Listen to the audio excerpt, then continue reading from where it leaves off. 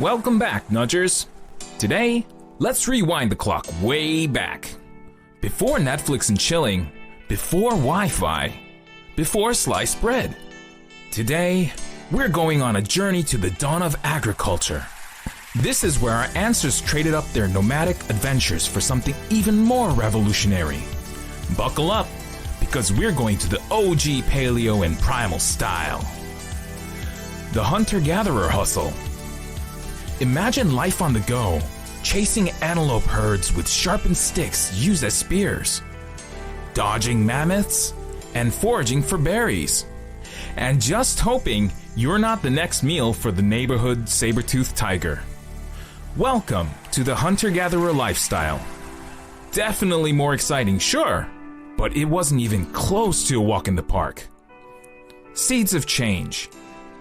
Then one sunny day, while munching on some wild berries, one of our prehistoric pals notices something fascinating. Those discarded seeds they tossed aside? They're beginning to turn into little sprouts. And suddenly, a light bulb flickers on and bam! The agriculture revolution takes root. Pun intended. It's like discovering a magic wand that turns dirt into dinner. Well, it's clearly not magic, but from his perspective, it most certainly is. From nomads to neighbors.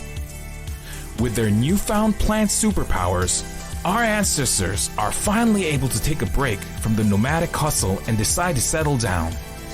Because when you think about it, if you don't have to constantly move around in search of food, you are able to settle down. They are able to build more comfortable houses, or upgraded huts with mud walls instead of living in caves, and enough people are able to gather around to form communities.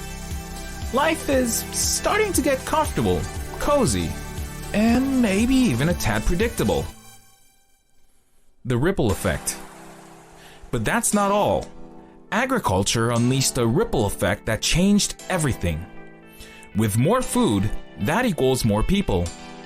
The more people, the more labor, and better security both in food and physical terms. With better food security, the population grows, and some people are able to spend enough time on other things like creating pottery, whereas in the past, everyone was constantly searching for food. Now people had more time to create things. Population soared, technology exploded with better everything. Plows, irrigation systems, and even better footwear. Civilization sprouted like wildflowers after a spring rain, particularly in areas with good access to fertile land and a water source. It's like a butterfly effect, but instead of flapping wings, it's waving a bundle of wheat. Blooming civilizations. Now picture this: fertile fields stretching as far as the eye can see, bustling marketplaces overflowing with freshly harvested goods, and towering structures reaching for the sky. This, Nudgers, is the blooming of civilizations, that magnificent fruit born from the Neolithic revolution. With bellies full and time on their hands, our not-so-cavemanish ancestors started flexing their creative muscles. In Mesopotamia, the sun-kissed Euphrates and Tigris rivers nourished the rise of Babylon and Sumer, where ziggurats pierced the sky and scribes etched stories on clay tablets. Across the Nile, Egypt built pyramids that whispered of pharaohs and mummies. While in the Indus Valley, Mohenjo-Daro and Harappa hummed with trade and sophisticated city planning. Each civilization a unique flower nurtured by the same revolutionary seed. These weren't just piles of bricks and pottery, Nudgers. These were cradles of innovation. Astronomy blossomed, mathematics took root, and writing systems sprouted like weeds, good weeds, the kind that record history. Laws were carved, art exploded in vivid colors, and complex religions took hold.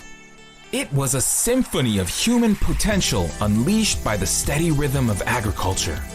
So next time you marvel at the Great Wall of China or gaze at the Taj Mahal, remember, these masterpieces stand tall on the shoulders of our Neolithic pioneers. They traded the thrill of the hunt for the stability of the harvest, and in doing so, they laid the groundwork for the rich tapestry of human civilization we know today. The Neolithic revolution wasn't just about growing food, it was about growing ourselves. Thank you for joining us on this Neolithic nudge. We still have a long way to go, but if you subscribe for more adventures, it will really help us out. Please feel free to like this video if you enjoyed the content. And until next time, keep those noggins nudged.